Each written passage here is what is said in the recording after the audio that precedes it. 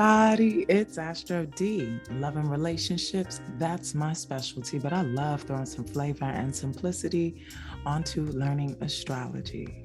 So in this video, I'm going to be talking about Saturn and Mars in Synastry, and what does it mean when you meet someone and they have a Saturn that just so happens to interact with your planetary Mars. So stay tuned to the end of this video if you want to learn in detail about that aspect, as well as learn what the hell I'm cooking. Each food that we eat represents a certain planet, and right now I got walnuts represented by Mercury, and then I have some mushrooms represented by the moon. And we're gonna wrap that in a wrap, and I'm just making some tacos with lettuce and mushroom walnut tacos, and that's that. So back to Saturn and Mars. So Saturn and Mars, this is a rough one. I'm gonna keep it real. I think it can be tough on any relationship. I think most of the time it's rough on romantic relationships. It's great in business relationships. And if your romantic relationship just so happens to be business, then hey, you're in business. You're doing good. It's working for you. So we get the serious tone of Saturn, where we create limitations for ourselves. And when we connect to another, it's really how those limitations that we're putting on ourselves are affecting another. So that's what Synastry is really about, how we're working with ourselves and how it affects another. Did we do the work to work on whatever temper we're dealing with or not? And then, you know, some things just take freaking time. There's never a destination of healing. Some people are like, I'm healed, so now I can do this, or tell you you're not healed. And it's like, we're all forever on this earth trying to heal whatever issues we have. So with Saturn bringing its burdens, I'm gonna stop that rant, but with Saturn bringing its heavy burdens onto the other person's Mars, so this is how we move. We know Mars, I talk about this in the Mars series, what it does. I'm not even gonna do that because we're almost at the end of this, and you get it. But Saturn is now bringing a heaviness, almost a restriction to this person's movement, this person's action. You're stopping my action. You are stopping my bag. Or what's gonna get me my bag? If it's in the second house, or if it's in Taurus, let's say that Mars is in Taurus, yeah, you're definitely stopping my bag. I'm gonna need you to back up, Saturn, back up. Saturn is creating restrictions in the square. It's creating tension. Saturn can be cruel. So this could be abuse to the Mars person, and this could be abuse, but Mars is fighting back. Depending on that Mars though. Let's say Mars is in Pisces. And Mars doesn't want it. Mars's tactic is this passive aggressive way of doing it. And Saturn is like, okay, well, you're gonna learn a lesson about that. I'm gonna make you suffer for not speaking up for yourself, for not standing up. If that Mars in Pisces is poorly aspected and is learning those lessons and hasn't learned it yet, and comes in contact with the wrong person. But let me go to the positive first, because I don't want to start this video off too rough.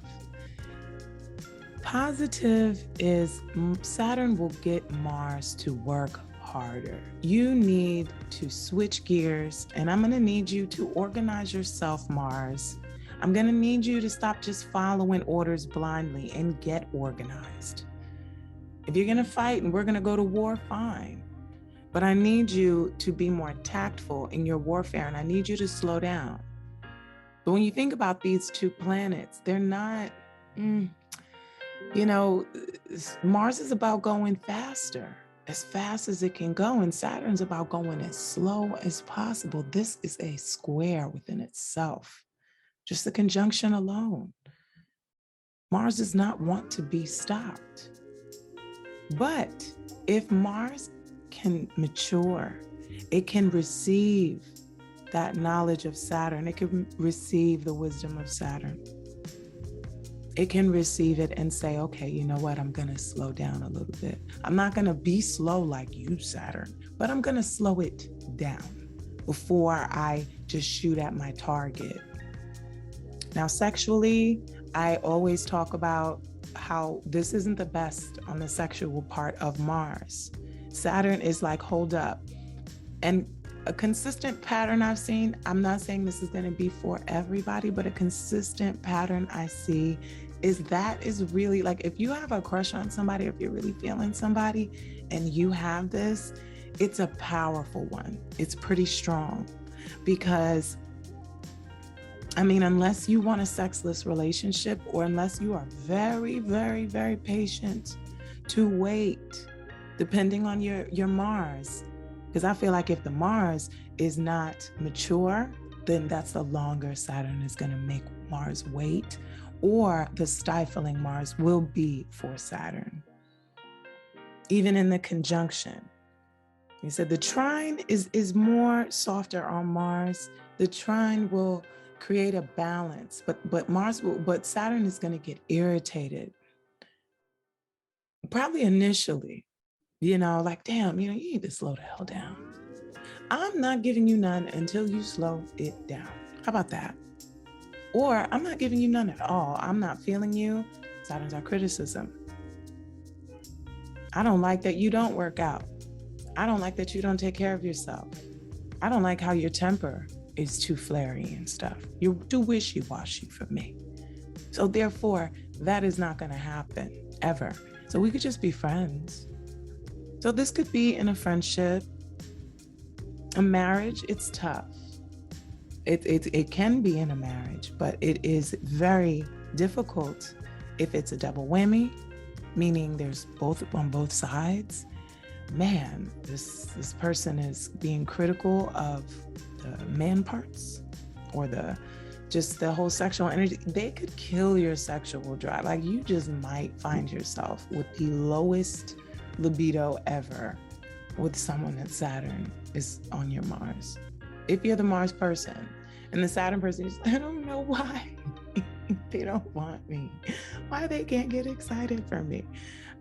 So on the negative, this could be abuse if you add another aspect of Mars square. And when we're talking about degrees, we're going to use a closer orb, a little bit closer than 5, within 5.